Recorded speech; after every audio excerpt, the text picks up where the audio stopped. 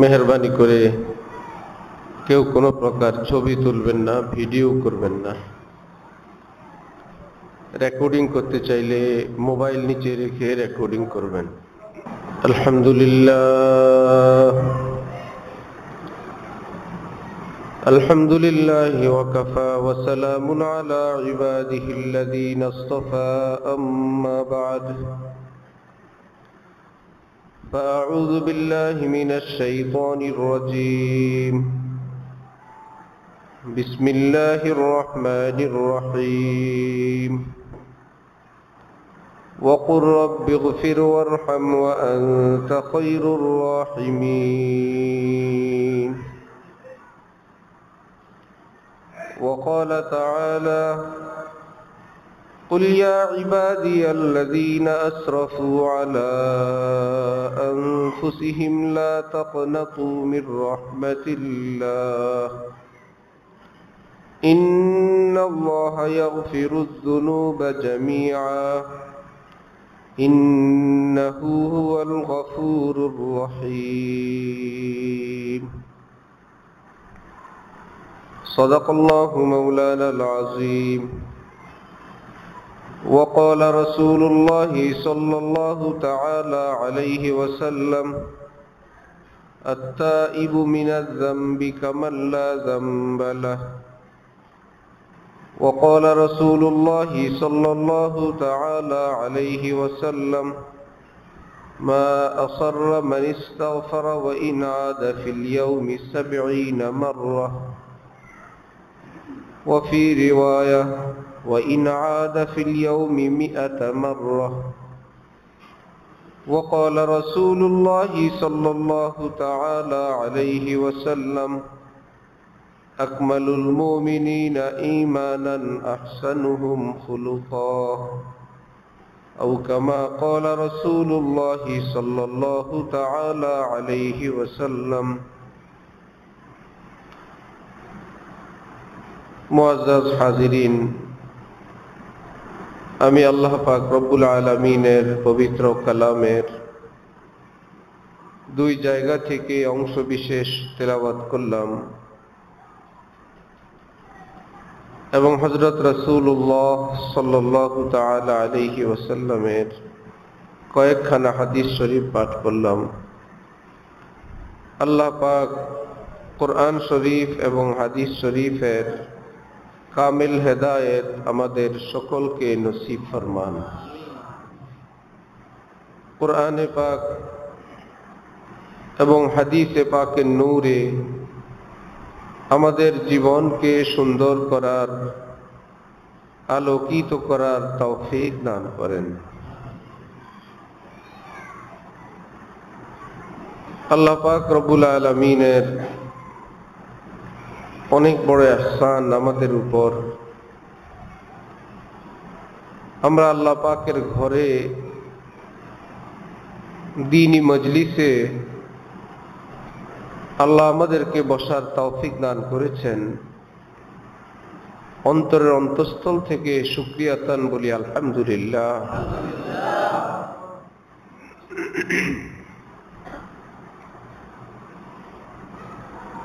কোরআনে পাকের শুরুতে আল্লাহ পাক রব্বুল আলামিন সূরা ফাতিহায় বললেন, আলহামদুলিল্লাহি রাব্বিল আলামিন। সমস্ত প্রশংসা আমি আল্লাহর,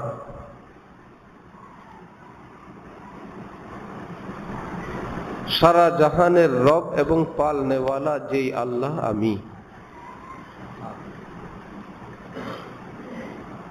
সারা জাহানের রব আল্লাহ, তাহলে কাফের মুশরিকের পালন কর্তাও কে? শিয়াল কুকুরের পালনেওয়ালাও আল্লাহ, পোকা মাকড় সাপ বিচ্ছুর পালনেওয়ালাও আল্লাহ। তিনি বলেন, আমি সকলকে পালি, আমি সকলকে খাওয়াই, আমি সকলকে রিজিক দেই। কাফেরের আল্লাহ অন্যজন কেউ নাই। কাফেরের কালো চোখে আলো দেনেওয়ালা তিনি আরেকজন না, আমি আল্লাহ। শিয়াল কুকুর সাপ বিচ্ছুর আরেকজন খোদা নাই, আমি খোদাই পালি। এত বড় বিশাল জগতের রব আমি? বলেন না, জগতের না, আলামিন, যত জগৎ আছে। তোমরা দেখো একটা জগৎ, আমার তো আসমানে আরো বহু কিছু আছে, মাটির নিচে আছে, তোমাদের অজান্তে অদেখা অসংখ্য মাখলুক আছে। আমি সকলকেই খাওয়াই, আমি সকলকেই পালি। প্রশ্ন হয়, হে আল্লাহ, যারা আপনাকে মানে না আপনি তাদেরকে কেন খাওয়ান? যারা নামাজ পড়ে না, যারা ঈমান আনে না, আপনি তাদেরকে কেন খাওয়ান? গোপন প্রশ্নের জবাব আল্লাহ পাক বলেন, আর রহমান আর রহিম, আমি তো অনেক বড় রহমতওয়ালা।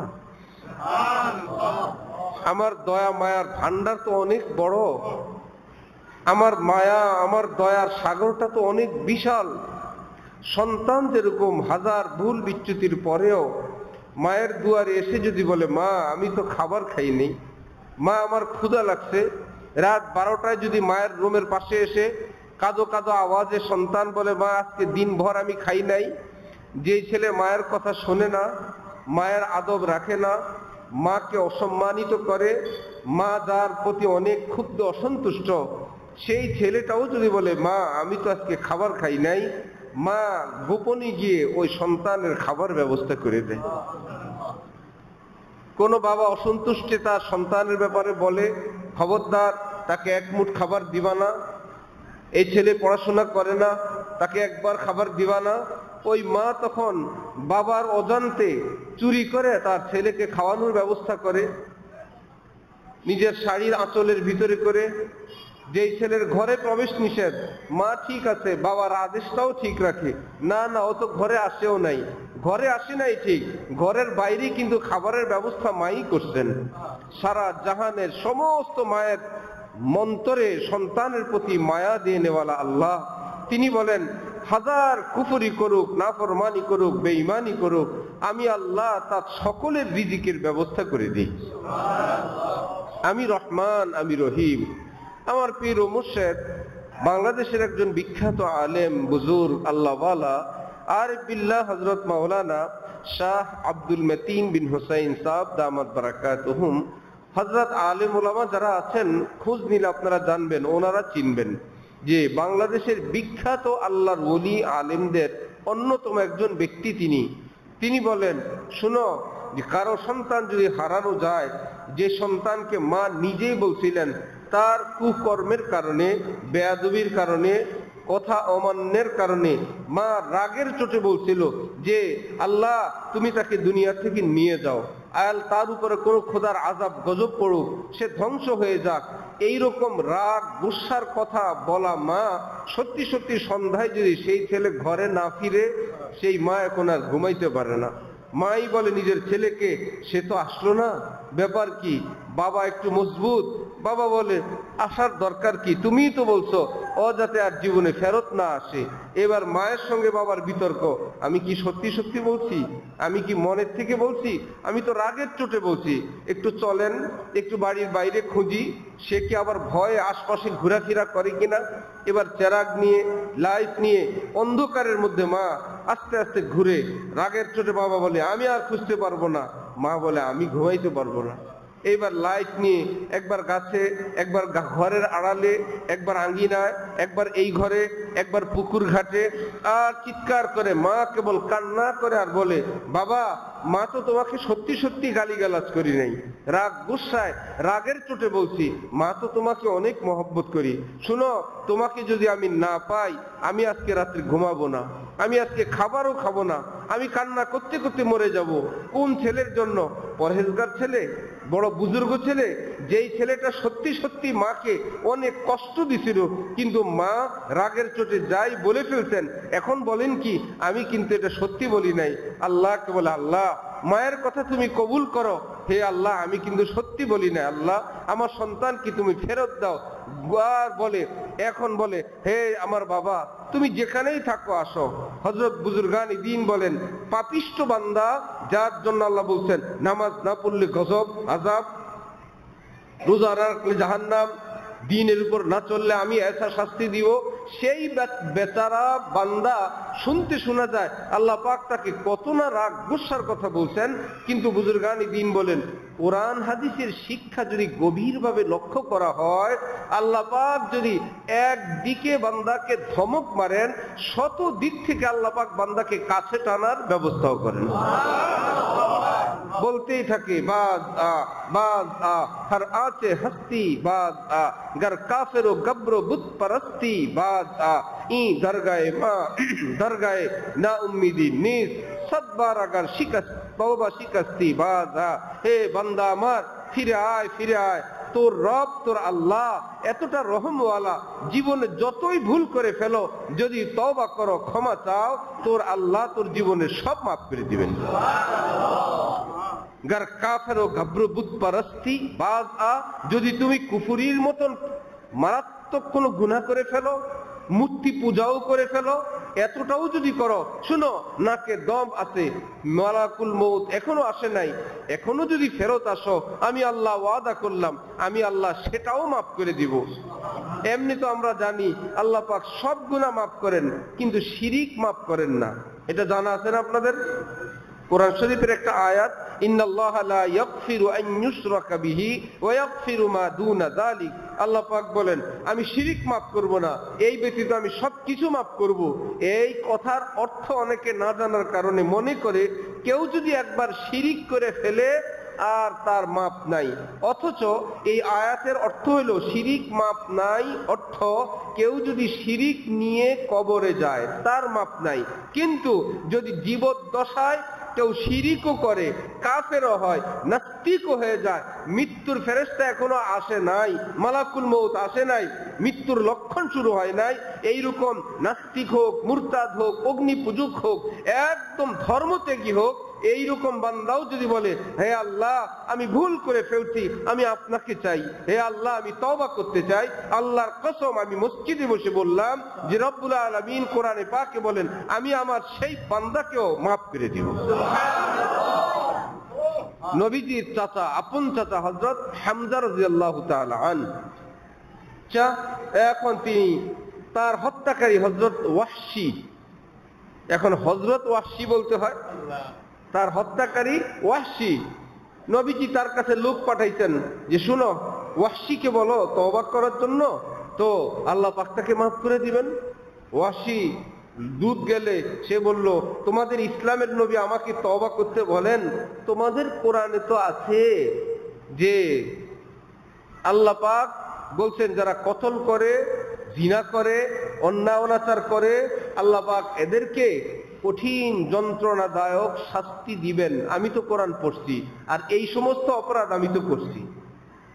কোরআন বলে এই সমস্ত অপরাধীদের শাস্তি, আর তোমাদের ইসলামের নবী বলে আমাকে তওবা করতে, বড় মুশকিল। তারপর আয়াত নাযিল হয়েছে ইন্নাল্লাহা লা ইয়াগফিরু আন ইউশরাকা বিহি ওয়া ইয়াগফিরু মা দুনা যালিকা লিমান ইয়াশা। আর এই সমস্ত গুনাহ আল্লাহ পাক চাইলে সব মাফ করে দিবেন। নবীজি তো খুশির চোটে আয়াত নিয়ে পাঠাইছেন, যাও ওয়াহশীকে বলো আর এই সব গুনাহ আল্লাহ পাক মাফ করে দিবেন। তার কাছে গেলে সে বলল এখানে তো লিমান ইয়াশা আছে, আল্লাহ যাকে চান তাকে মাফ করবেন, আমাকে চাইবেন কিনা আমি কেমনে বুঝবো? ক্ষমা করার জন্য নবীজি লোক পাঠান, সে ক্ষমা না নেওয়ার জন্য প্রস্তুত, অর্থাৎ দলিলের ভিত্তিতে।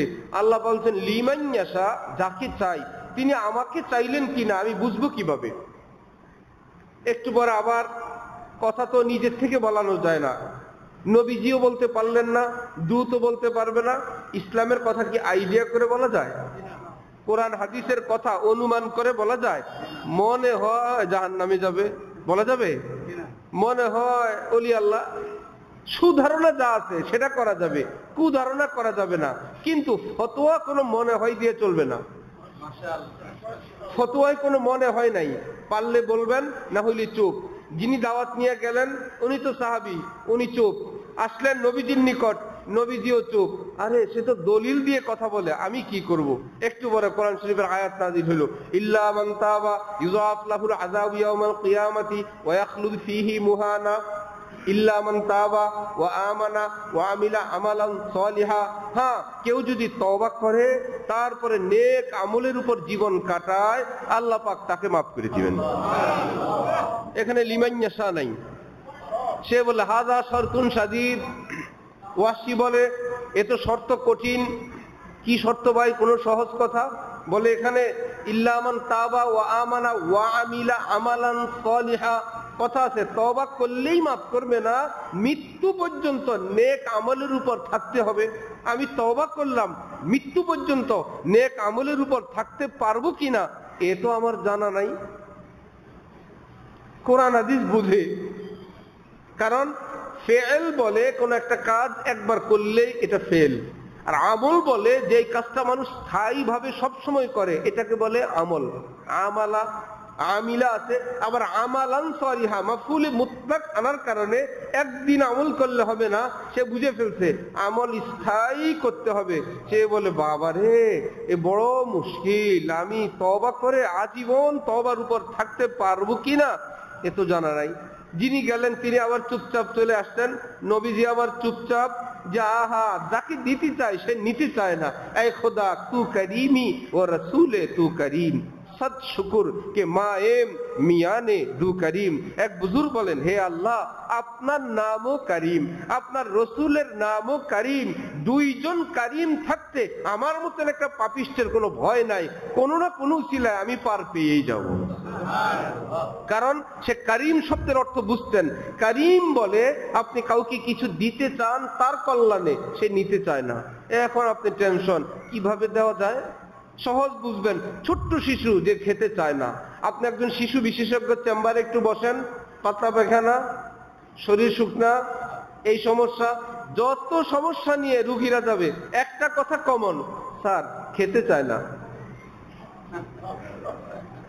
স্যার খাবার খেতে চায় না, স্যার বলবে না? সব বাচ্চার সঙ্গে এই একটা সমস্যা, অধিকাংশ, খুব কম বাচ্চা অভিভাবক বলে। আমাদের গ্যান্ডারিয়া ধূপখোলায় বড় এক ডাক্তার, শিশু বিশেষজ্ঞ, খুব রসিক। এখন আমি সিরিয়ালে বসা আমার বাচ্চা নিয়ে, যে আছে সেই বলে এটা হয়েছে, এটা আর কি, আর হয়েছে স্যার রুচি নাই, খেতে চায় না। তো এক মহিলাকে উনি বলতেছেন যে আপনি কেমন মা হইলেন, বাচ্চাকে খাওয়াইতে পারেন না, যদি না পারেন বাপের বাড়ি চলে যান। বাচ্চার বাবাকে বলেন আরেকটা বিয়ে করার জন্য, যেই মা বাচ্চাকে খাওয়াইতে পারবে।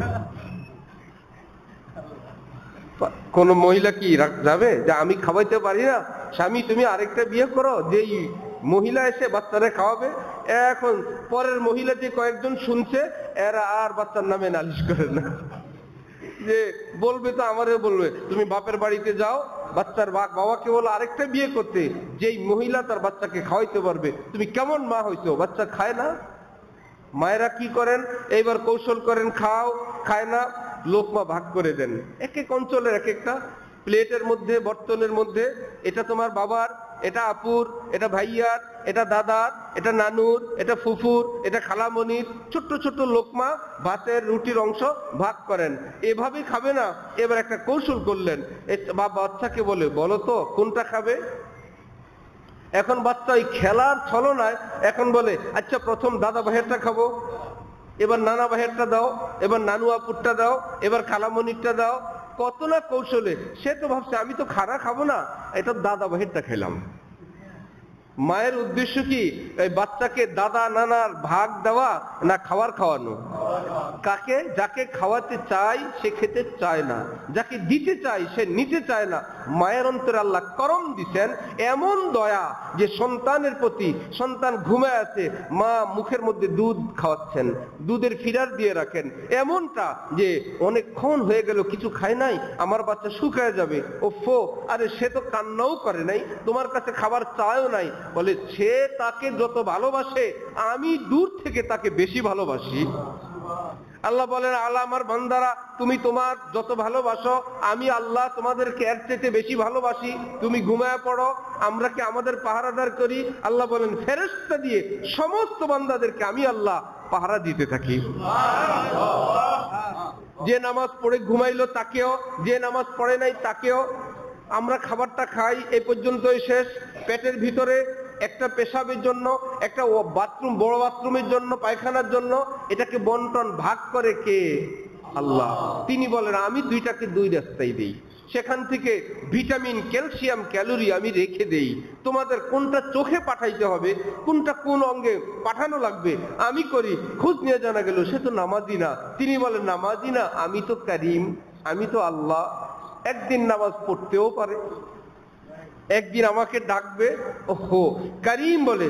এইবার কয়েকদিন যখন ছোট ছোট লোকমা দিয়ে বাচ্চাকে খাওয়ানো হলো, কিছুদিন পর বাচ্চা এখন বুঝে ফেলছে ভাগ করে আমাকে খাওয়ানোর জন্য। যখন বন্টন করলো প্লেটের মধ্যে, বন্টন করতেছে, বাচ্চা আগের থেকে ঘোষণা আমি খাবার খাবো না। মা এবার বুঝতে পারছে আগের গল্প চলবে না, এটা বাচ্চা বুঝে ফেলছে। এই গল্প দিয়ে তাকে খানা খাওয়ানো হয়। এবার একটা নতুন গল্প মা ধরে দেন, আচ্ছা তোমার নানার বাড়িতে যে বিড়ালটা আছে বলো তো ওটা কি সাদা না কালো? এইরকম একটা গল্প জোড়ায় দিলে বাচ্চা সেকেন্ডের মধ্যেই নানার বাড়ি চলে গেল। হ্যাঁ নানা ভাইয়ের বিড়ালটা ওখানে, বিড়ালটা সাদা। এবার মা বলে বলো তো বিড়ালটা কি ঘেউ ঘেউ করে নাকি? না, বাচ্চা বলে মেও মেও করে। এবার গভীর মনোযোগে বিড়াল সম্পর্কে ছোট্টখাট্ট একটা রচনার আলোচনা, আর ফাঁকে ফাঁকে এক দুই লোকমা মুখের মধ্যে। বাচ্চা বিড়ালের গল্পে মজুদ, একটু পরে প্লেট খালি। বাচ্চা তো ভাবছে আমি তো গল্পে মজুদ, পেরেটে ভাত নাই। মা বলে গল্প জোড়ায় দিলাম গল্পের জন্য না, তোমাকে কয়েকটা খাবার খাওয়ানোর জন্য। কিছুদিন পর বিড়ালের গল্প বললে বলে আমি খাবার খাবো না, মানে বিড়াল বলে তুমি খাওয়াও, বুঝছি। এখন মা কি করবে, ইচ্ছা করে শুধু খামাখা একটা গল্প বানায়। এই যে দেখো টিকটিকিরা কিভাবে পোকা খায়, এই যে দেখো কি হইলো, তারপরে কালকে যে কুকুরটা আসছিল, ওই যে গল্পটা হয়েছিল, অনেক কথা। কোরআন শরীফের শুরুতে আল্লাহ পাক বলেন যালিকাল কিতাব লা রাইবা ফীহি হুদাল লিল মুত্তাকিন, আমার এই কিতাব, এর মধ্যে সন্দেহের অবকাশ নাই। এই কিতাব যারা হেদায়েত পেতে চায় তাদের জন্য জান্নাত পর্যন্ত পৌঁছার সমস্ত রাস্তা এই কিতাব দেখায় দিবে। হেদায়েত আর হেদায়েত। আচ্ছা আপনার কিতাবে শুধু হেদায়েত, একটু পরে দেখা গেল আল্লাহ পাক বলেন শুনছো বনি ইসরাইল কি করলো, কি হয়েছে আল্লাহ বলেন। আর আমি বললাম একটা গরু জবাই করো, তারা বলে কেমন হবে, আমি বললাম এমন, তারা বলে তারপর কেমন হবে, তারা বললো এমন। একটা বিশাল বড় গল্প জোড়ায় দিলেন বনি ইসরাইলের।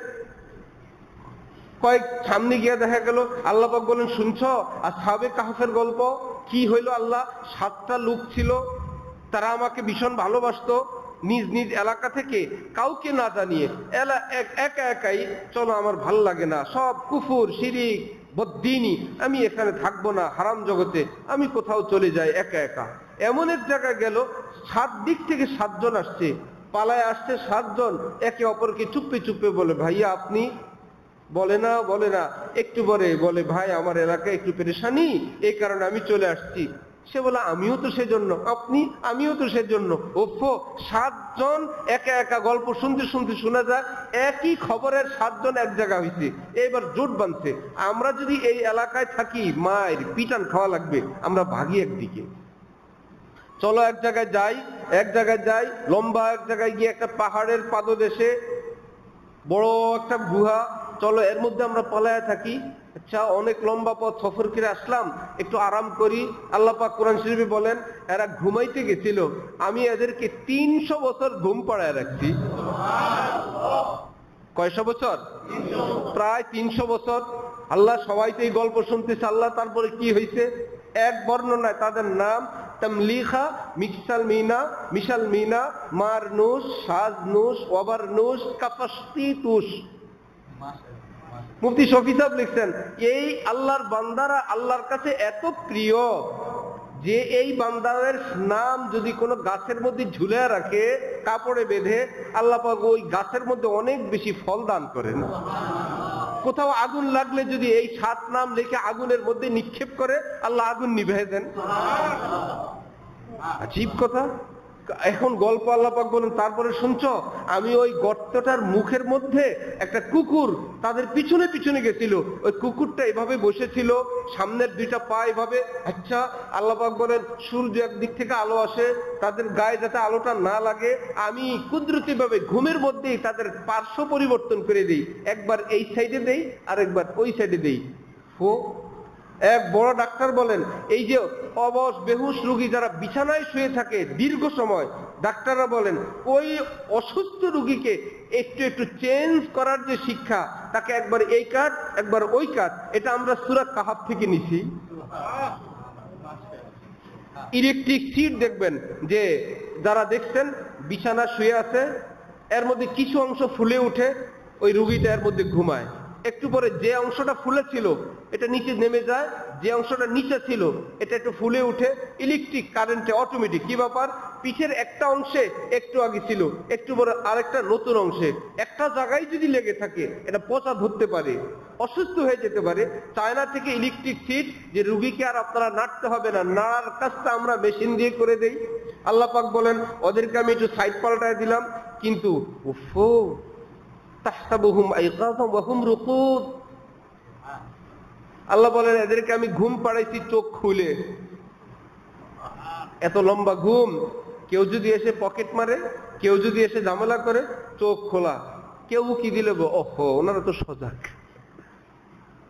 তাকায় আছে, ও সজাগ সজাগ। আল্লাহ পাক বলেন কিসের সজাগ? 300 বছর ঘুম। ঘুম থেকে উঠলো, এখন উঠে তারা জানে না এত লম্বা ঘুম। উফ, কতক্ষণ ঘুমাইলাম। কেউ বলে ভাই 5-7 ঘন্টা, কেউ বলে ভাই মনে হয় একদিনের কাছাকাছি, এত ক্লান্তি, মনে হয় ঘুম বেশি হয়ে গেছে। যাই হোক, কার পকেটে কত টাকা আছে টাকা বের করো, একজন গিয়ে বাজার থেকে ভালো খাবার নিয়ে আসো, হালাল খাবার আনবা। আমরা তো যেই সমাজে থাকি এই সমাজে তো খাবার দাবার হালাল না। তারা যেই সমাজে থাকে এই সমাজ না 300 বছর আগের। তারা তো ভাবছে আমরা কালকে আসলাম, আজকে আসলাম, এখন একটু বাজারে পাঠাই। যাই হোক, পয়সা গড়ি নিয়ে তারা বাজারে গেছে, সদাই করছে, দোকানদারের কাছে টাকা দেয় 300 বছর আগের টাকা।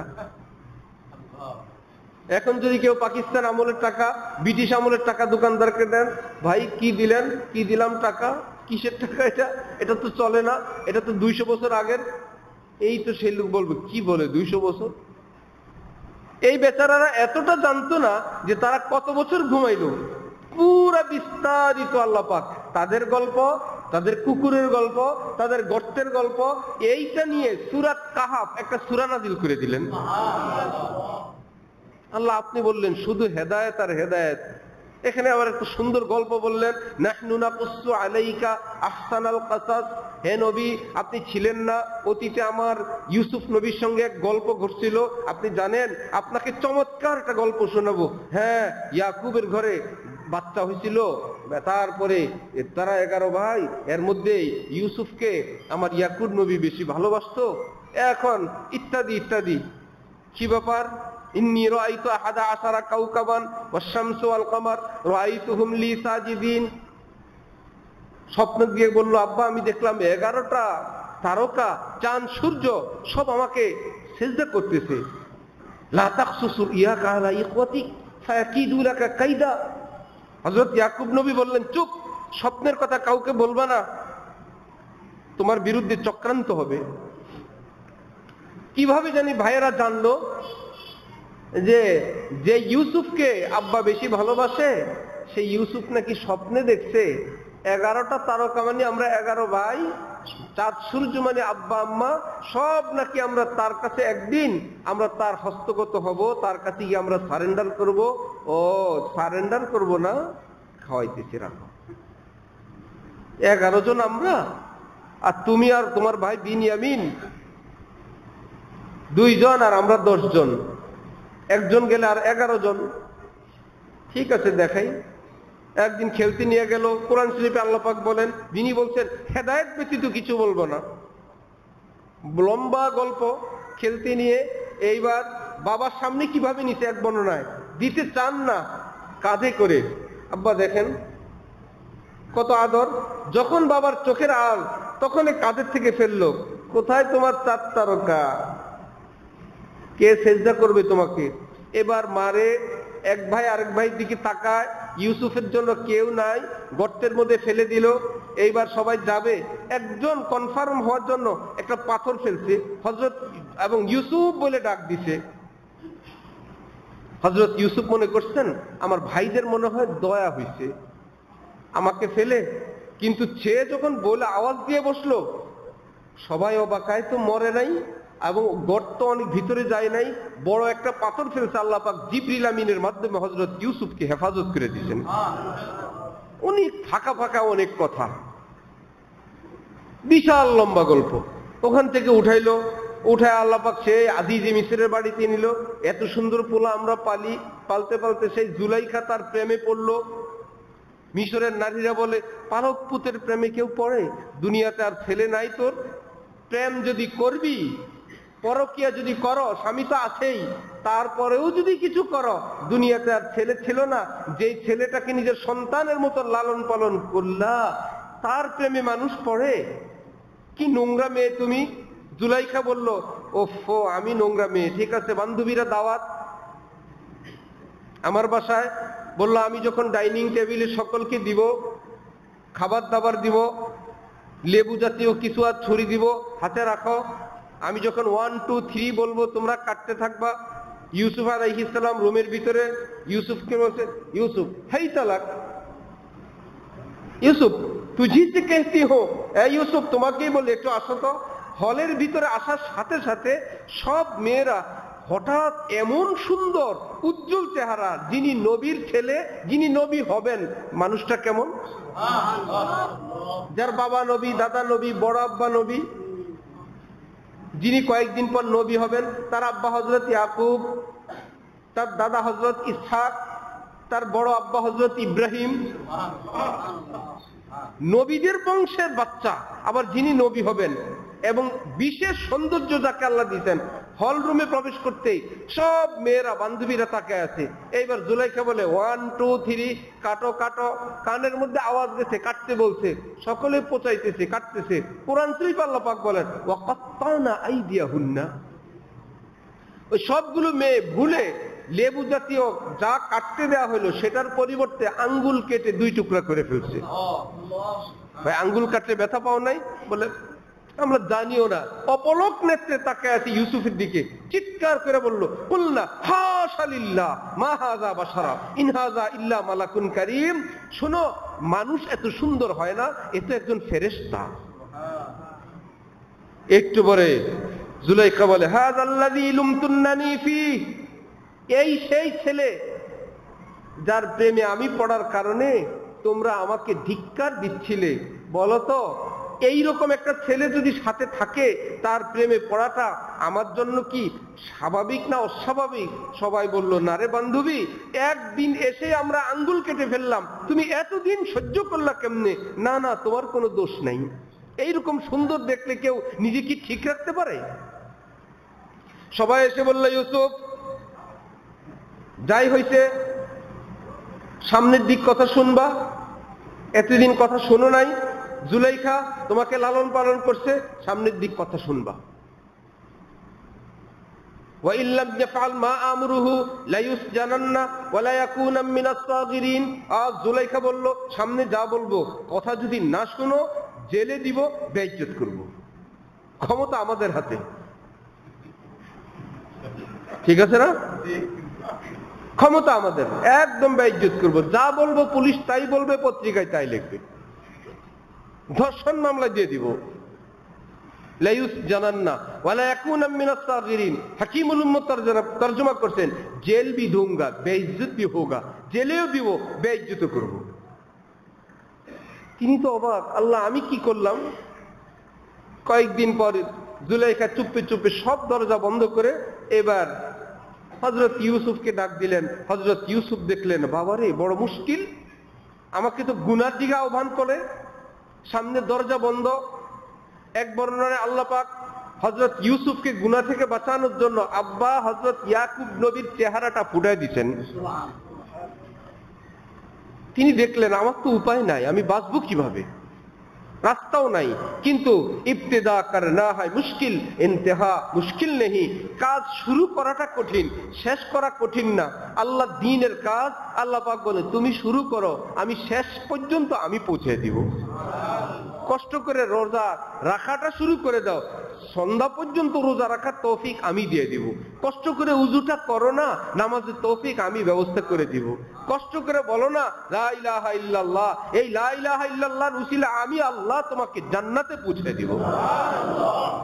হযরত ইউসুফ দেখলেন, ওফো দরজা তো বন্ধ, এদিকে ভিন নারী আমাকে গুনার দিকে আহ্বান করে, আমি কি করি? এক কাজ করি, দরজা পর্যন্ত তো যাই, এইটুকুন তো আমার ক্ষমতা আছে, আমি এইটুকুন যাই, আমি আমারটা করি, আল্লাহ আল্লাহটা করবেন। হযরত ইউসুফ বললেন, ইন্নী যাহিবুন ইলা রাব্বি সায়াহদিন, আমি ছুটলাম আমার আল্লাহর দিকে, আশা করি আল্লাহ আমার মুক্তির ব্যবস্থা করবেন। বিশাল শিক্ষা এখানে। অনেককে দেখা যায় অমুক অফিসে চাকরি হবে, শুধু দূর থেকে একটু শুনে, দাড়ি রাখলে কিন্তু বস পছন্দ করেন না, একটু শুনছে কেবল, একদম ক্লিন শেপ টেপ করে, এবার দালাল বলে এইবার ঠিক আছে। মাত্র দূর থেকে একটু শুনছে, নিজে দাড়ি কামায় ফেলছে। কোন ইউরোপ কান্ট্রিতে যাবে, পাসপোর্টের মধ্যে দাড়িওয়ালা ছবি, বলে আরে ইউরোপে যাবা দাড়ি নিয়ে, এটা হবে না, নতুন পাসপোর্ট করো। আবার ক্লিন শেপ করে একটা পাসপোর্ট। এবার কয়েকদিন পর বলে আহা আবার ভুল করছো, নামের শুরুতে মুহাম্মদ থাকলে মুশকিল, ইউরোপরা ভিসা দিতে চায় না, মুহাম্মদটা বাদ দাও। একটা নাস্তিক মার্কা নামলো, এবার আবার পাসপোর্ট সংশোধন করে মুহাম্মদ ছাড়া একটা নাম নিয়ে, দাড়ি ছিল সেটাও শেষ, মুহাম্মদ ছিল সেটাও শেষ। এবার ইউরোপের ভিসার জন্য দাঁড়াইলো। এবার ভিসাওয়ালারা বলে, আচ্ছা তুমি তো মুসলিম কান্ট্রির লোক, আমাদের দেশে যাবা, আছে একটা রেস্তোরাঁয় চাকরি। হ্যাঁ হ্যাঁ, ফাইন ফাইন, ওয়েলকাম, আমি তো এরকম চাকরি চাই। বলল সেখানে কিন্তু মদের দোকান, ওই মদ খাওয়াবা সকলকে। এটা আমার কি, আমি তো পয়সার জন্য যাই, কে কি খাবে আমার কিছু জানার প্রয়োজন নাই, কে পানি খাবে মদ খাবে আমার জানার প্রয়োজন নাই, আমি দিব বোতল আর গ্লাস। বললো আর কিন্তু শুকর খাওয়ানো হয়। বললো যাই হোক নাই হোক, কোথায় পাটে পাটে মুসলমান ইমান বিক্রি করে করে গেল। আর যদি বলতো নবীজির নিশানা দাড়িতে হাত দিয়ে বিদেশ যাওয়া লাগবে, লাঠি মারো মিয়া, নবীজির পবিত্র নাম কেটে আমাকে বিদেশ যাওয়া লাগবে, আমি ওই বিদেশ যেতে চাই না। আল্লাহর কসম, এই দেশে আল্লাহ পাক তার জন্য রিজিকের ব্যবস্থা করে দিবেন। হযরত ইউসুফ দেখলেন, ওহো আমাকে জুলাইখা ডাকে, ঠিক আছে আমি আর কি করব, আমি গুনাহ করি, এটা তো বললেন না। তিনি বললেন না আমি গুনাহ করব না, দরজা তো বন্ধ, আমি তো যাই দরজা পর্যন্ত, পরে দেখা যাবে। দৌড় দিলেন দরজার দিকে। আল্লাহ পাক এতক্ষণ পর্যন্ত পরীক্ষা করলেন, দেখি তো ইউসুফ কি করে, এখানে কি জিকির করে, সুবহানাল্লাহ সুবহানাল্লাহ পড়ে, মুরাকাবা করে, নাকি এখান থেকে ভাগার চেষ্টা করে। তিনি যখন দৌড়াইলেন, দরজা পর্যন্ত গেলেন, এইবার ওনার কাজ শেষ, দরজা তো বন্ধ। ওনার ক্ষমতা যা ছিল সেটা সবটা তিনি কাজে লাগাইছেন, যে আমি দরজা পর্যন্ত আসতে পারি, সামনে তো আর পারি না। আমরা গাছের বীজ লাগাইতে পারি, মাটির নিচ থেকে গাছটাকে উঠাইতে পারি আমরা, না আল্লাহ উঠান? গাছটা যখন উঠে আমরা পানি দিতে পারি, সার দিতে পারি, বেড়া দিতে পারি, কিন্তু গাছের ভিতরে ফল কি আমরা দেই না আল্লাহ? আল্লাহ যেহেতু দেন, গাছটাকে আল্লাহ লাগান না আমরা লাগাই? গাছ আমরা লাগাই, ফল কে দেন? কাজ কিছু বান্দা শুরু করবে, আল্লাহ পাক বলেন আরে গাছ লাগাবি, মাটিও আমার, গাছও আমার, ভিতরে ভিতরে তো আমিই করব, কিছু কাজ তোমার, তুমি একটা গাছ লাগাও। তুমি বলো আম গাছ না জাম গাছ না জাম্বুরা গাছ না আপেল গাছ, তোমাকে সিদ্ধান্ত নিতে হবে, বাকি ফল দিব তো আমি আল্লাহ। হযরত ইউসুফ গেলেন দরজা পর্যন্ত, আল্লাহ দেখলেন আমার বান্দা তার ডিউটি শেষ করে ফেলছে, এবার আমার ডিউটি শুরু। যতগুলো দরজা বন্ধ ছিল সবগুলো তালা আল্লাহ পাক খুলে দিয়ে দিতেন। জুলাইখা পিছন থেকে দৌড়, একদম শেষ গেট, বাড়ির বাইরে গিয়ে দেখে নিজের স্বামী। এই ছেলেটা সামনে দৌড়ায়, পিছনে নিজের স্ত্রী দৌড়ায়, এই দুইজনের দৌড়াদৌড়ির অবস্থা স্বামী দেখে ফেলছে। সাথে সাথে পল্টি, এটা হলো নারী জাতির একটা যন্ত্রণা। দুইজনে খাতির করে, প্রেম করে, অন্যায় অনাচার করে, গুনাহ করে, ধরা খাইলে ধর্ষণ মামলা। কে কারে ধর্ষণ করলো? দুইজনে খাতির করে, পীড়িত করে, সবই করছে, ধরা খাইলে সব ছেলের দোষ, মেয়ের কোনো দোষ নাই। এটা আগে থেকেই খেলা। এইবার জুলাইখা বলল নিজের স্বামীকে, খাওয়াও, একটু ভালো করে খাওয়াও, আরো সুন্দর করে লালন পালন করো, আরো সুন্দর ল্যাপ তোষক দিয়ে ঘুম পাড়াও।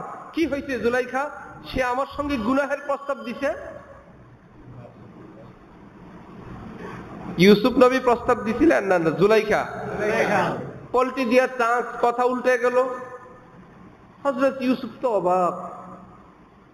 শেখুল হাদিস আল্লামা আজিজুল হক রহমাতুল্লাহি আলাইহি ঢাকা কারাগার থেকে বরিশাল কারাগারে যখন নেওয়া হইল, জালেমদের জুলমের শিকার, হাতে শিকল, বাংলাদেশের বিখ্যাত আলেম, এত বড় আল্লাহওয়ালা, হাজার হাজার আলেমের উস্তাদ, তিনি এখন জালেম শাসকের বন্দিশালায় বন্দী। সেখানে গেলে জেল সুপার বলল, আপনি নাকি খুন করছেন। খুনের মামলা আজিজুল হক সাহেবের নামে। আজিজুল হক সাহেব মুন্সিগঞ্জের মানুষ ছিলেন। শেখুল হাদিস সাহেব বললেন, ওরা তো কইল আমি নাকি খুন করছি। আপনি নাকি খুন করছেন? বললো, ওরা তো কইল আমি নাকি খুন করছি। এক কথার মধ্যে সব ফিনিশ। খুনি কোন সময় কয় ওরা নাকি কইল আমি খুন করছি, এই সাদা মাথার সহজ জবাবের মধ্যে ওই বেটা বুঝে ফেলছে এটা খুনি না, ষড়যন্ত্রের আসামি। হযরত ইউসুফ দেখলেন আমি তো ষড়যন্ত্রে পড়ে গেছি, তিনি চুপ। কি মুশকিল, কে বিচার করবে? একজনের কোলের বাচ্চা একটা এসে বলে আমি বিচার করি। আরে ছোট্ট শিশু, তুমি ছোট্ট বাচ্চা, কথা বলতে পারে না, বিচার করতে আসছে। জুলাইখা স্বামীকে বলে, দেখেন তো জুলাইখা যে ওনাকে ধরলো, এ ধরার দাগটা সামনের পাশে না পিছনের পাশে? যদি জুলাইখা তার বুকে ধরে থাকে, ধরার দাগ যদি বুকে থাকে, তাহলে জুলাইখা ঠিক বলছে। ছেলে গিয়ে প্রস্তাব দিছে, ঘাপট করে জামার কলারে ধরে ফেলছে শয়তান। আর যদি জামার ধরার দাগ পিছনে থাকে, তাহলে জুলাইখা মিথ্যুক। জুলাইখা প্রস্তাব দিছে, ছেলে দৌড়ায় আত্মরক্ষার জন্য বাঁচতে গেছে, তারপরও ঝাপটি মেরে পিছন থেকে জুলাইখা ধরছে। দেখেন তো কোথায়? স্বামী তাকায় দেখে ধরার দাগ পিছনে। আসামিকে ইউসুফ নাকি জুলাইখা?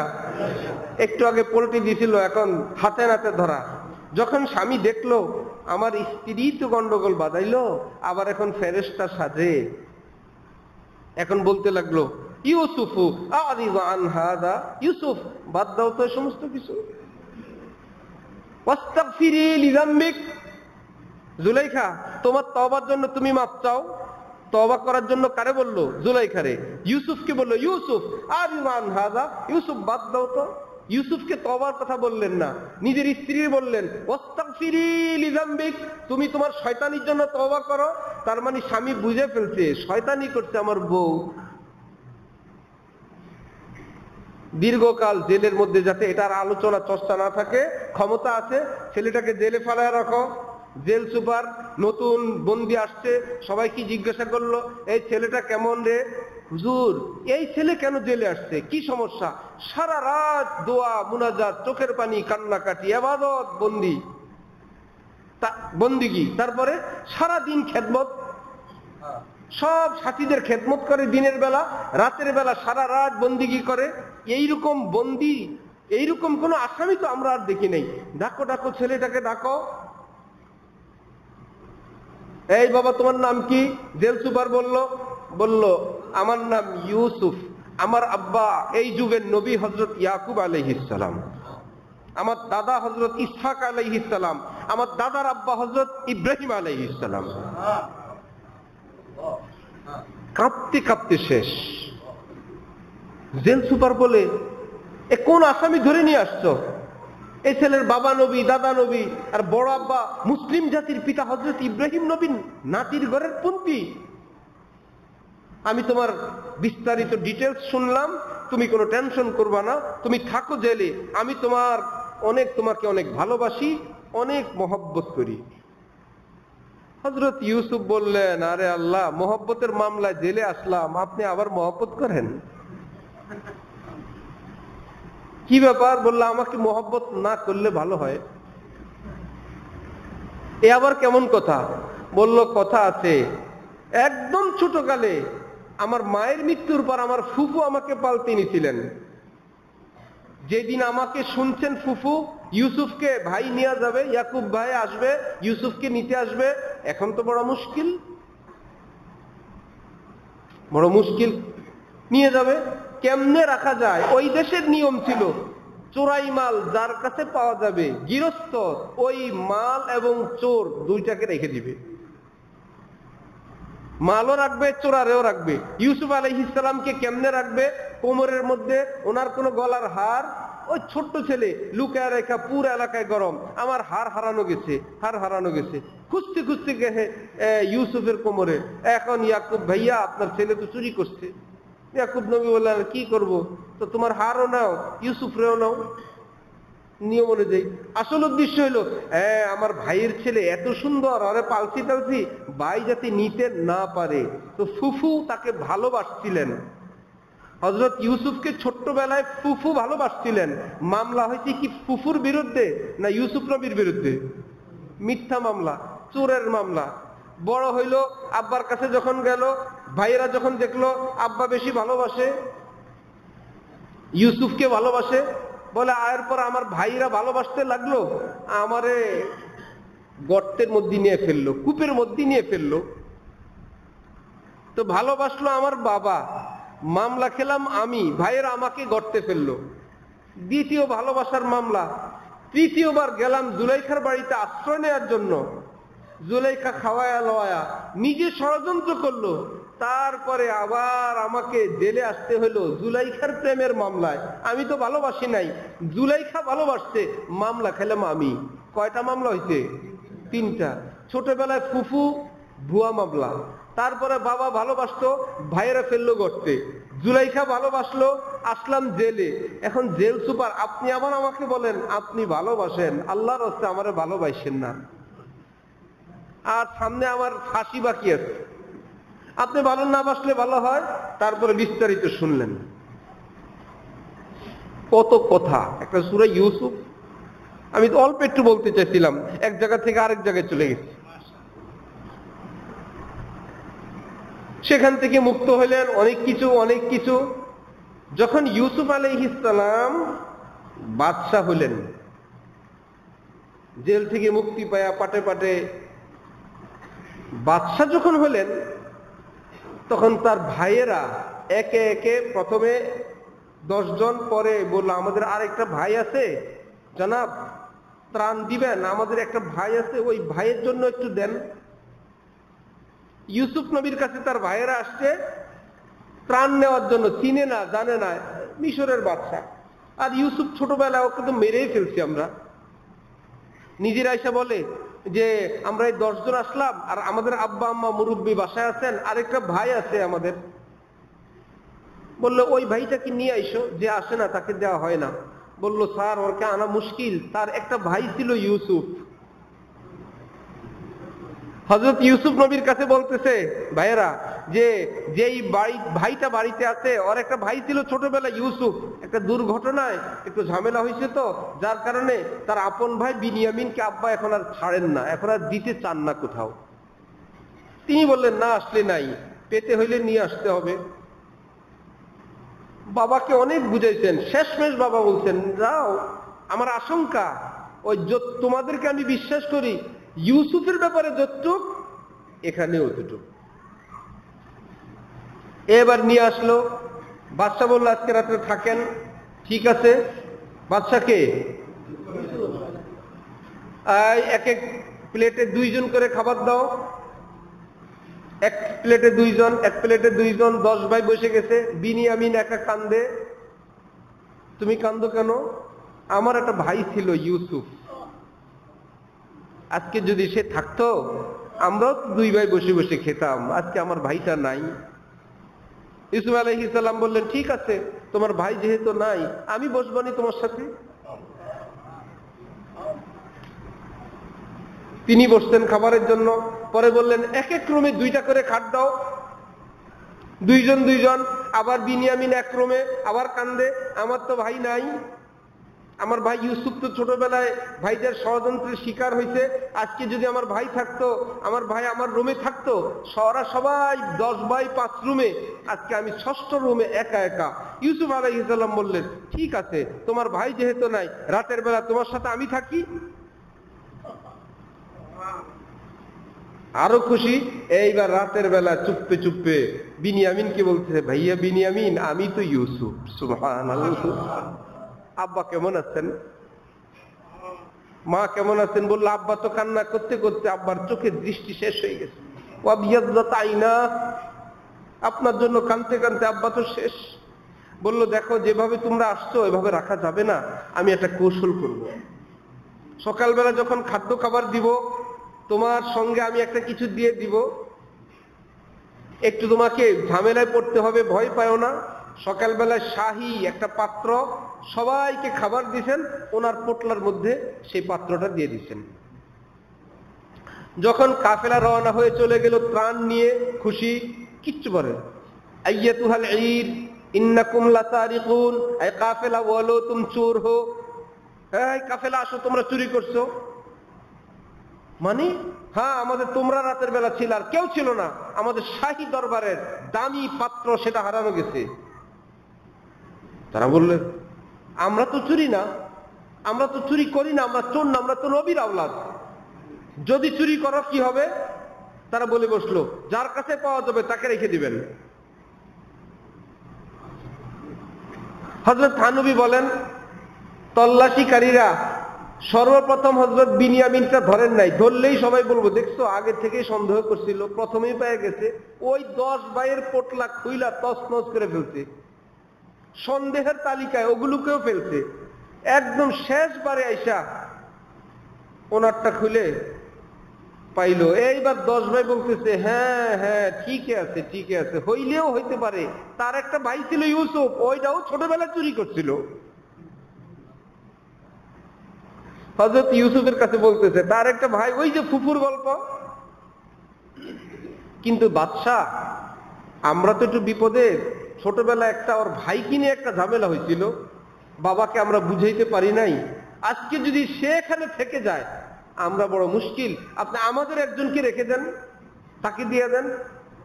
বাদশাহ বলল এমন নীতি আমার দেশে নাই, অন্যায় করবে একজনের, ফাঁসি আর একজনের, এটা হবে না, যার কাছে মাল পাওয়া গেছে তাকেই রাখা হবে। কি ভাইরা, গল্পটা কি নরমাল গল্প না কঠিন? মজার গল্প না? আরো ফাঁক ফাঁকের কথার কত কিছু রয়ে গেছে। যেমন ভাইরা যখন আইসা বলল আব্বা ইউসুফ কি তো বাকি খেয়ে ফেলছে, জামা একটা রক্তাক্ত নিয়ে আসছে, রক্ত মাখায়া।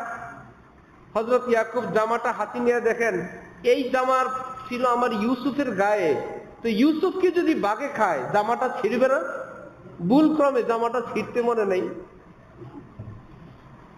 খালি রক্ত মাখায় নিয়ে আসছে।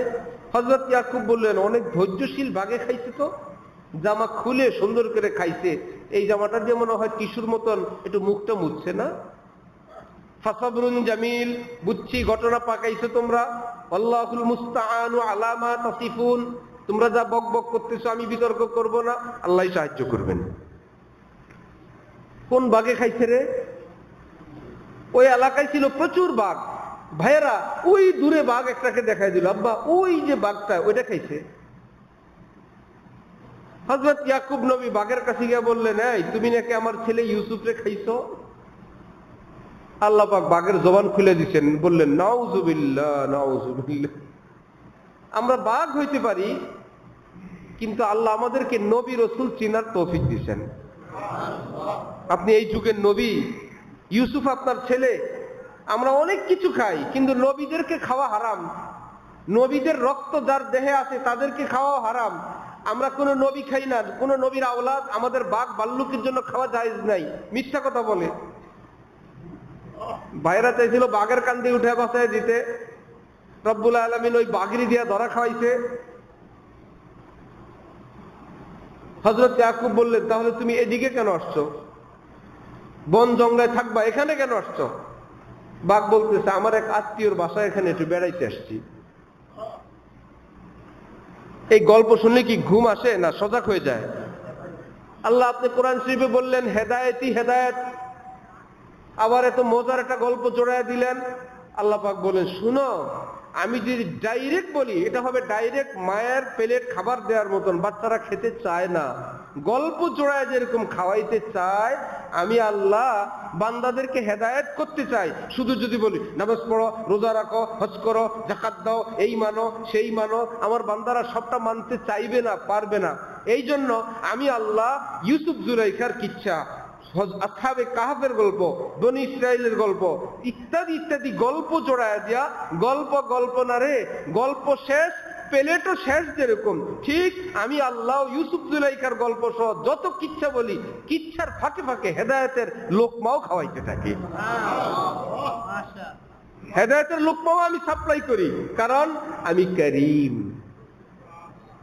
আল্লাহ কি করিম? বলেন আল্লাহ কি করিম? রসুল কি? রসুলও করিম। কিয়ামতের দিন রসুল তার মন খারাপ, আল্লাহ পাক বলবেন আপনার মন এত অসন্তুষ্ট, আপনি জান্নাতে চলেন, আপনি তো জান্নাত প্রস্তুত। তিনি বলবেন আমার উম্মতের বিচার বাকি, আমি জান্নাতে যাব। যার সন্তান সালিশিতে বসতে বিচার হবে, মা কি ঘুমায় পড়েন? আমি ঘুমায় যাই, আর 2টা বাজে বিচার শেষ হইলে মাইকটার খেয়ে তারপরে আসবেনি। মা ঘুমাইতে পারেন? মা ঘুমাইতে পারেন না। আমার ছেলেটার এখন বিচার হবে, একবার এদিক যান, ছটফট করতে থাকেন, আরেকবার হাত উঠান, আর যদি আল্লাহ আল্লাহ বলেন, আল্লাহ তো ভুল করছেই, আল্লাহ কোন উসিলায় তুমি মাফ করে দাও, আল্লাহ বিচারকদের মনে দয়া দিয়ে দাও। নবীজি বলেন আমার উম্মত তো ভুল করেই আসছে, আমি তো জানি আমি জান্নাতে চলে যেতে পারি, আমি কেবল ছটফট করতে থাকি। এদিকে আল্লাহ আমাকে বলেন আপনি এত অস্থির কেন, চলেন জান্নাতে। আমি যাব না। কখন যাবেন? আল্লাহ আমার উম্মতের হিসাব বাকি। আল্লাহ পাক বলবেন ঠিক আছে 50% বিনা হিসাবে জান্নাতে পাঠিয়ে দিচ্ছি, চান এবার জান্নাতে চলেন। নবীজি বলবেন আর 50% এর কি হবে? যেগুলো আমার উপর ঈমানওয়ালা কালেমাওয়ালা অর্ধেক মাপ পাইলো, আর অর্ধেক সেগুলোর বিচার হবে, তাহলে আমি আগে যাব না। বললেন থাকবেন, তাহলে একদম চরম অপরাধী সেগুলো থাকুক, আর বাকিদের আপনি চলে যান নিয়ে। নবী বলবেন না, কালেমাওয়ালা একজনও যদি থাকে, বিচার বাকি থাকে, আমি জান্নাতে যাব না। আল্লাহ পাক বলবেন আপনি কখন যাবেন? বলবেন ন্যূনতম ঈমান আমার উপর ছিল, আপনাকে মানছিল, আজকে যদি এদেরকে আপনি মাফ করে দেন, আমি নবী এদের সকলকে নিয়ে তারপর জান্নাতে যাব। হাদিস শরীফে আছে, রওজায়ে পাকের গেটের পাশেও আছে শাফাআতি লি আহলিল কাবাইরি মিন উম্মতি। নবীজি বলেন কিয়ামতের দিন আমার স্পেশাল সুপারিশ, বিশেষ ক্ষমতা এনে ওই সমস্ত উম্মতের জন্য যারা শিরিক কি বলে কবিরা গুনাহ করে, কঠিন কঠিন গুনাহ করে, ঈমানটুকুন আছে কিন্তু পাপের কারণে জান্নাতে যেতে পারে না, কবিরা গুনাহ করে। একদিকে ঈমান, একদিকে কবিরা গুনাহ। আমি নবী ঘোষণা দিলাম, আমি নবী তোমাদেরকে সুপারিশ করে জান্নাতে নিয়ে যাব। কারণ নবীজির নাম বলছিলাম কি করিম। রব্বুল আলামিন বলেন হে বান্দারা আমিও করিম। ইয়া আইয়ুহাল ইনসান মা গররাকা বিরব্বিকাল করিম। সুবহানাল্লাহ। হে মানুষ, তোমার রব্বে করিম থেকে তোমাকে কে ধোঁকা দিয়ে নিয়ে গেল? আমি তো করিম আল্লাহ, আমাকে একটু উসিলা দিলে আমি দিয়ে দেই। নবীজি বলেন শুনো আল্লাহর থেকে নেওয়ার পদ্ধতি, কান্না করলে আল্লাহ পাক দিয়ে দেন, কান্না করে যা চাইবা তাই দিয়ে দিবে। কিন্তু নবীজি তাও জানেন আমার উম্মতের একটা গ্রুপ আছে যারা কানতে চাইলেও কান্না আসে না, আসে না, চায় কানতে কিন্তু চোখে পানি আসে না। নবীজি বলেন শুনো ফাইল্লাম তাবকু ফাতাবাক্কাও, কান্না যদি পাক চোখের পানি যদি না আসে কান্নার ভান করো। আমি ঘোষণা দিচ্ছি কান্না করলে আল্লাহ যা দিবেন, কান্নার ভান করলেও তাই দান করে দিবেন। আমার উস্তাদ, আমার শেখ, আমার পীর ও মুর্শেদ হযরত ওয়ালা বলেন এই হাদিস পড়ানোর সময় ছোট্ট 2 ছেলে, বড় ভাইয়া যখন জানলো বাবা আজকে শহরে যাবেন, বলল আমার জন্য চিপস আনতে হবে, মিমি আনতে হবে, চকলেট আনতে হবে। বাবা বলল না হবে না। এইবার কান্না শুরু সকাল থেকে, বাবা বিকালে যাবেন আমার জন্য আনতে হবে, দিনভর কান্না, কোনো কিছুই তার ভাল লাগে না। শেষে বিকাল বেলা বাবা এক পর্যায়ে বলল থামো তো, নিয়ে আসবো। সে কামিয়াব না? সারাদিন কান্না করে সে তার উদ্দেশ্য, তার দাবি পুরো করে ফেলছে না। বাবা বলল ওকে কান্না থামাও, আমি এগুলো নিয়ে আসবো।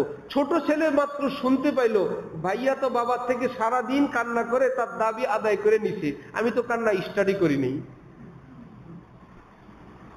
কান্না তো শুরুই করি নাই, ভাইয়া তো শুরু করছেন সকালবেলা।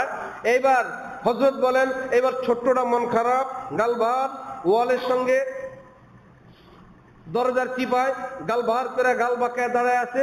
বাবা জিজ্ঞাসা করে ছোটটার কি হয়েছে? মা বলে একই অবস্থা, বড়টার যা ছোটটারও যা। এখন বাবা বলে দেন থামতে বলো, আমি উভয়ের জন্যই নিয়ে আসবো। ঠিক আছে, দোনোজনের জন্যই নিয়ে আসবো। বড় জনের জন্য আনতেছেন দীর্ঘ সময় কান্নার পরে, ছোট জনের জন্য আনবেন কান্নার কারণে না কান্নার ভান করাতে? আহা, নবীজি বলেন শুনো, আল্লাহ পাকের কাছে কান্নেও পাইবা, কান্না যদি না আসে কান্নার ভান করো একা একা চুপি চুপে, আল্লাহর কসম আল্লাহ পাক তোমাকেও দান করে দিবেন। আর কি চাই? আয় খোদা তু করিমি ও রসুলে তু করিম, সৎ শুকুর কে মায়েম মিয়ানে তু করিম। আমার ভাই, আমরা অনেক শেষ যুগের মানুষ। নবীজি আমাদের থেকে ১৫০০ বছর আগে চলে গেছেন। আমরা পাটে পাটে সাহাবি তাবি তাবে তাবিন, এত দূরে, এত দূর দেশে, এত দূর যুগে, সময়ের দিক থেকে অনেক দূরে। আর মদিনা মক্কা শরীফ থেকে আমরা অনেক দূরে। আলেম ওলামাদের বরকতে যতটুকু ইসলামের বাণী আমাদের কাছে আসছে খুবই নিভু নিভু, খুবই হালকা। এই জন্য আমাদের জন্য আমল, আমাদের জন্য ইসলামের বিষয়গুলো বিচার আচারও সহজ। দারুল উলুম দেওবন্দের মুহতামিম কারি তৈয়ব সাহেব রহমতুল্লাহ আলাই বলেন, মুসলমানরা শুনেন, কষ্ট করে যদি ফরজটুকুন আদায় করতে পারেন, দিনে কয় বেলা নামাজ ফরজ? কয় বেলা? 5 বেলা। কোথায় ফজর, কোথায় জোহর? কষ্ট করে ফরজ গুলো আদায় করবেন, ওয়াজিব গুলো আদায় করবেন, সুন্নতি মুআক্কাদা ওয়াজিব, ওয়াজিবের সঙ্গে যুক্ত ফরজ ওয়াজিব, এই দুইটা আমল করে নিবেন। আর একটু কষ্ট করে গুনাহ থেকে বেঁচে থাকবেন। কয়টা আমল হইল? 3টা। ফরজ গুলো আমল করব, পাশাপাশি ওয়াজিব গুলো আমল করব, আর গুনাহ থেকে বেঁচে থাকবো। আমাদের উপর আমলটাকে অনেক কঠিন না সহজ হইল?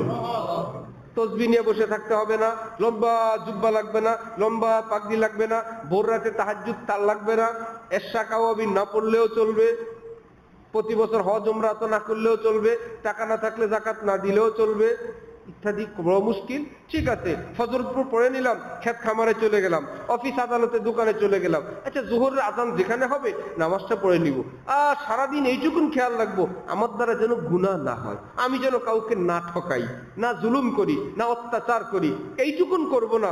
যে কারণ পাপ করব না, আমল যতটুকুনই করি, আর গুনাহটুকুন করব না, এইটুকুন যদি খেয়াল রাখে। হযরত কারি তৈয়ব সাহেব, যিনি দেওবন্দের মতো প্রতিষ্ঠানে একটানা 54 বছরের মুহতামিম ছিলেন, হাকিমুল উম্মতের খলিফা ছিলেন, শেখুল ইসলাম উপাধি ভূষিত ছিলেন, তিনি বলেন এইটুকুন আমল যদি এই যুগের মানুষ আপনারা করতে পারেন, ইনশাআল্লাহ আল্লাহ পাক আল্লাহর ওলিদের ঈমান, ওলিদের জান্নাত আপনাকেও দান করবেন। বুঝা গেল? আমরা মনে হয় নিজের জানায় হোক অজান্তে হোক এই সমস্ত কোন পার্টে আমরা ফেল করি। দেখা গেল আমরা অনেক আমল করি কিন্তু কোনো ফরজ বাদ যায়, অনেক আমল করি পাশাপাশি কোনো গুনাহ হয়ে যায়। আমার ভাই, একটা বাসা মনে করেন, এই ঘর, মসজিদটা একটা ঘর কারো, এর যদি 4টা দরজা থাকে তাহলে রাতের বেলা নিরাপত্তার জন্য বন্ধ করতে হবে কয়টা? আপনাদের দেশে দরজা যদি 2টা থাকে কয়টা বন্ধ করেন? 10টা থাকলে 9টা যদি বন্ধ করেন আর একটা যদি খোলা থাকেন, তাহলে কি আমরা বলতে পারবো আল্লাহর রহমতে অধিকাংশই বন্ধ, চোর আসার সম্ভাবনা নাই? এই কথা বলা যাবে? গেট যেহেতু একটা খোলা, চোর আসার সম্ভাবনা 100, অথচ গেট খোলা একটা, 9টা বন্ধ, চোর আসার সম্ভাবনা কয়শ? কেন? চোর 10 গেট দিয়ে আসতে হয় না, গেট একটাই যথেষ্ট। ঠিক ঈমান চোর গুনাহে কবিরা। আমার আপনার ঈমানকে, ঈমানের দুশমনকে গুনাহে কবিরা। হ্যাঁ, আল্লাহর রহমতে আপনি চুরি করেন না, ডাকাতি করেন না, আপনি মদ শরাব খান না, এইরকম কিছু গুনাহ থেকে বেঁচে থাকছেন, এই দরজাগুলো আপনার অফ। এই দরজা দিয়ে তো শয়তান ঢুকতে পারবে না, ঈমান চোর প্রবেশ করতে পারবে না। কিন্তু খোঁজ নিয়ে জানা গেল জবানের গেটটা খোলা, গীবত চলে, মিথ্যা চলে। তাহলে জবান যদি মিথ্যা চলে, গালিগালাজ চলে, এই গেটটা কি বন্ধ আছে না খোলা আছে? আরেকজনের চোখের গেটটা খোলা, এশরাক, আওয়াবিন, তাহাজ্জুদ, নামাজ, রোজা, পরহেজগারি সব ঠিক, চোখটা গেট খোলা। ভিন নারী যার সঙ্গে পর্দা করা দরকার এইটুকুন করে না, তাহলে ওনার চোখের গেটটা কি বন্ধ না খোলা? অনেক গেট বন্ধ ওনার। উনি নামাজি, পরহেজগারি, তেলাওয়াতকারী, কিন্তু খোঁজ নিয়ে জানা গেল কারো জবানের গেট খোলা, কারো চোখের গেট খোলা, কেউ কান দিয়ে গান শোনেন সেই গেট খোলা। এইবার ইবলিস হাতে তালি দিবে, তুমি জুব্বা গায়ে দিয়ে থাকো, শুধু মুখটা খোলা রাখলেই চলবে, শুধু চোখটা খোলা রাখলেই চলবে, আমার আসা যাওয়ার জন্য অত কষ্ট করতে হবে না।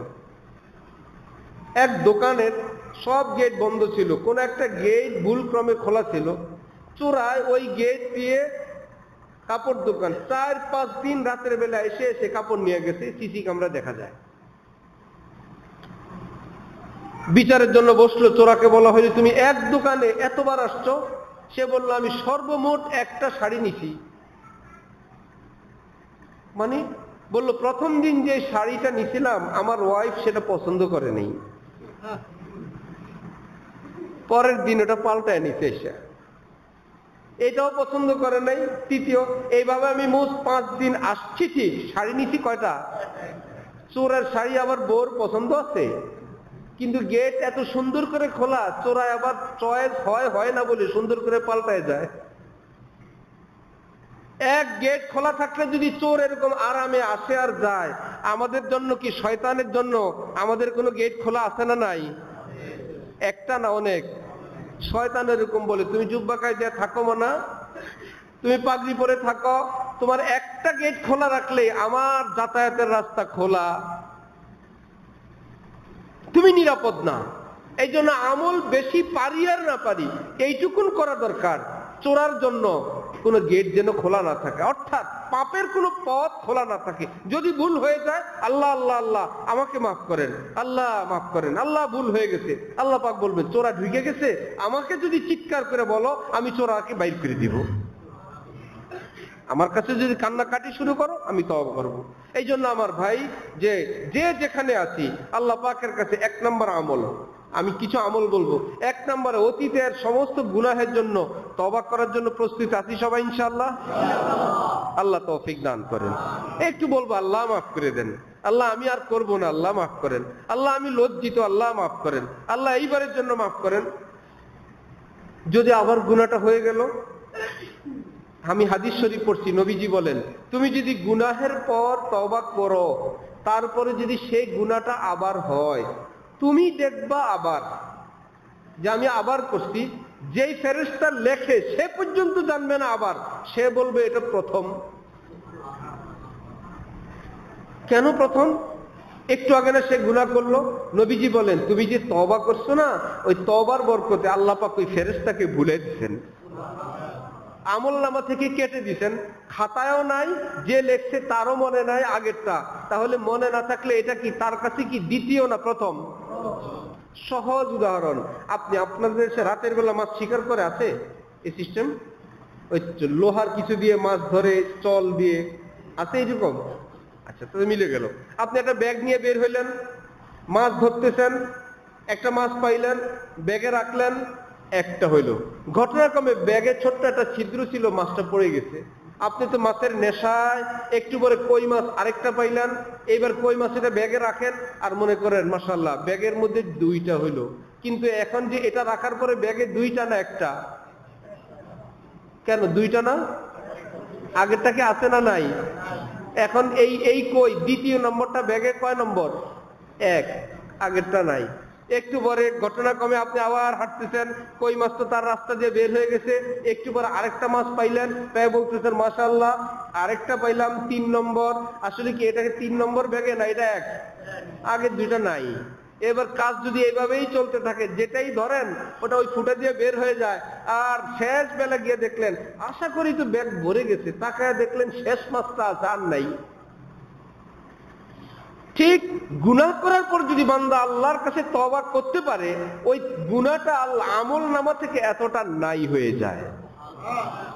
সে যদি আবার করে তাহলে একবার, যদি আবার তওবা করে এইটাও শেষ, আবার গুনাহ করে আবার তওবা করে। নবীজি বলেন আমি না, পীর না, বুজুর্গ না, দরবেশ না, কেউ না, স্বয়ং রাসূলুল্লাহ বলেন একদিনে যদি একটা গুনাহ 70 বার করছে, আরেক বর্ণনায় 100 বার করছে, কিন্তু প্রতিবার করে আর তওবা করে, সুতরাং 100 নম্বরে গিয়ে ইসলামিক দৃষ্টিতে সে 100 বার করে নাই, একবার করছে।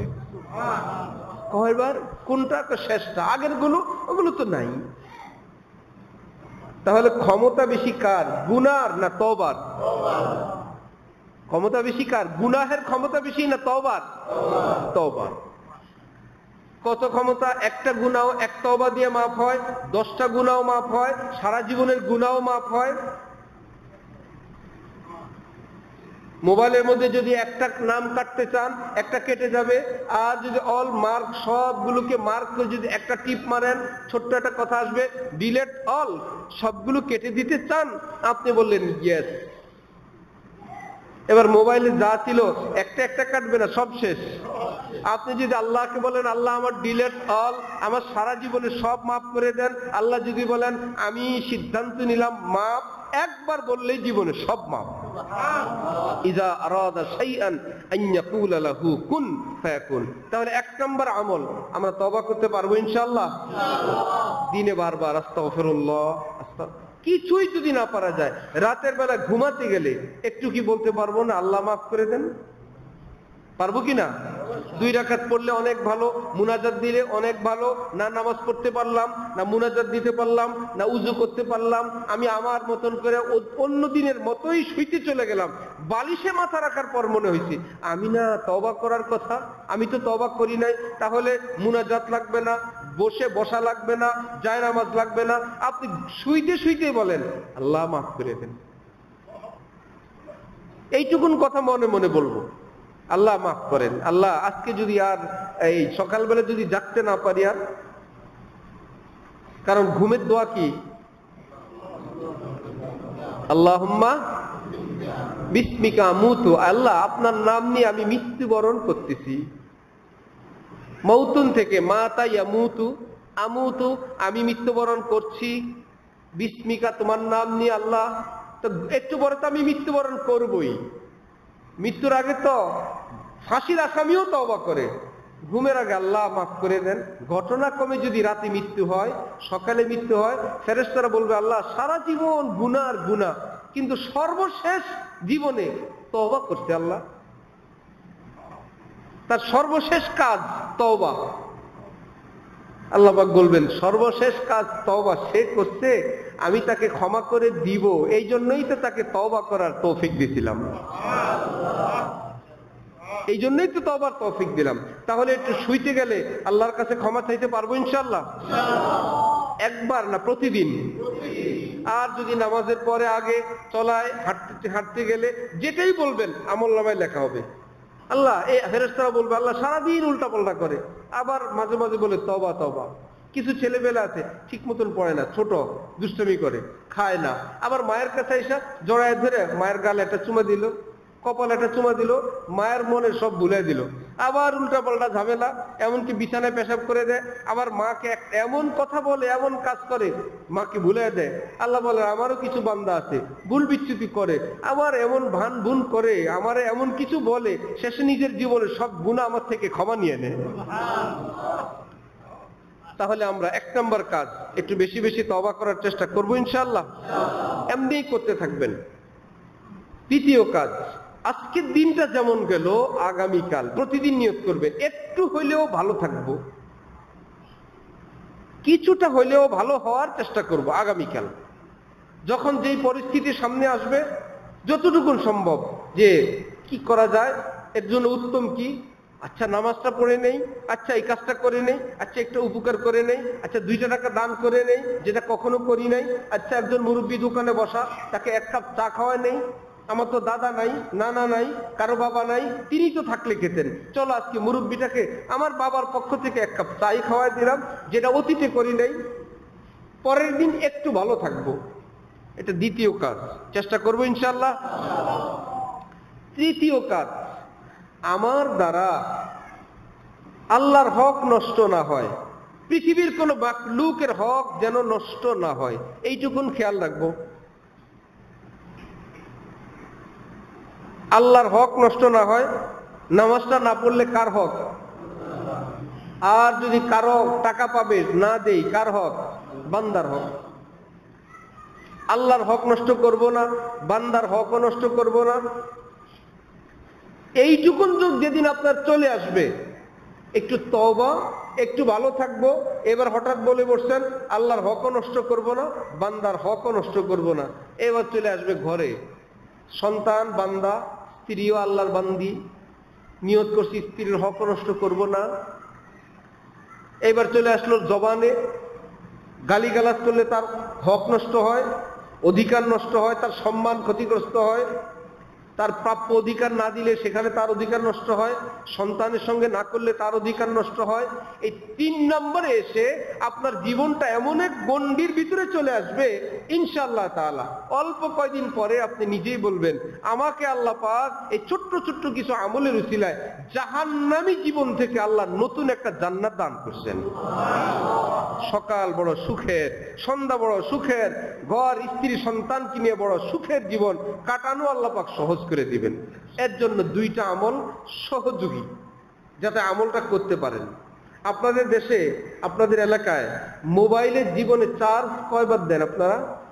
সংখ্যা আছে? লিমিট আছে? কোনো চার্জ শেষ হয়ে গেলেই চার্জ। এমন কোন মোবাইল কি আপনাদের যশোর নড়াইলে আছে একবার চার্জ দিলে হয়?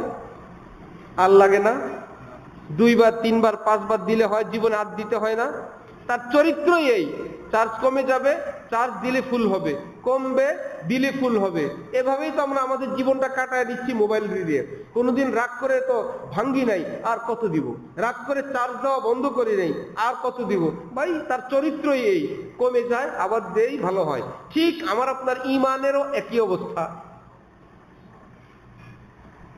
একটু বয়ানে বসলে একটু চার্জ হয়, মসজিদে আসলে একটু চার্জ হয়, তালিমে বসলে একটু চার্জ হয়, আল্লাহ ওয়ালাদের কাছে গেলে একটু চার্জ হয়, বাড়িতে গেলে দোকানে গেলে কি চার্জ হয় না কমে? কমলে কি চার্জ দেওয়া লাগবে না? চার্জ দেওয়ার জন্য 2টা আমল। এক, হক্কানি কোন আল্লাহ ওয়ালা, আলেমদের দৃষ্টিতে হক সহি কোন আল্লাহ ওয়ালার সঙ্গে সম্পর্ক করা, যোগাযোগ, যাতায়াত, মহব্বত, তাহলে দেখবেন চার্জ হচ্ছে।